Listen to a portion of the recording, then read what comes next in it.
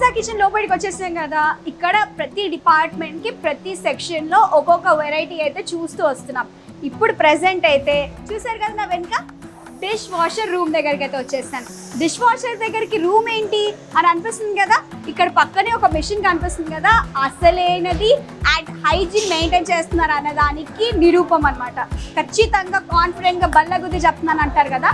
So ఆ విధంగా వీళ్ళు హైజీన్ని అంత పర్ఫెక్ట్గా మెయింటైన్ చేస్తున్నారు. సో ఇదే డిష్ వాషర్. సో ఈయన ఎక్స్ప్లెయిన్ చేస్తారు ఏంటండి అది. వచ్చి 1+ స్టెరిలైజింగ్ యూనిట్ ఇది.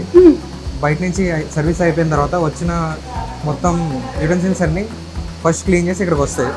వచ్చిన తర్వాత దీన్ని క్లీన్ చేసి విత్ హాట్ వాటర్, దీంట్లో హాట్ వాటర్ ఉంటుంది, స్టీమ్ ఉంటుంది, విత్ హాట్ వాటర్ స్టీమ్తో స్టెరిలైజ్ అవుతుంది లోపల. తర్వాత క్లీన్ అయిన తర్వాత బయట తీసి క్లాత్స్ క్లీన్ చేసి పెడతారు.